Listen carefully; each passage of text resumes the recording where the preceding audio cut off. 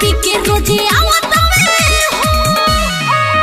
देवरा चोलिया में रंगवा लगावतावे हो ओके तोनी को शरम नहीं आवतावे हो देवरा चोलिया में रंगवा लगावता हो देवरा चोलिया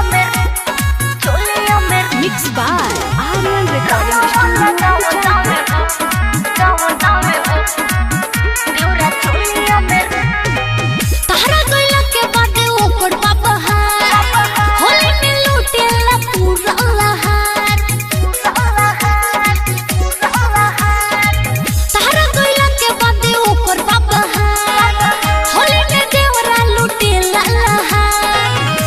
चिकारी रो सटावतावे हो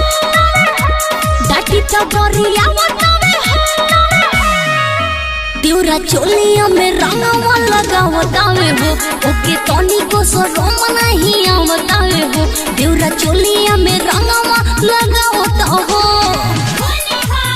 देवरा चोलिया में रंगवा लगावतावे हो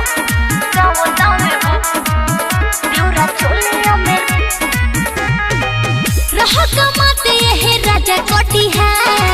भगवा में देता देवरा मनवा बिगाड़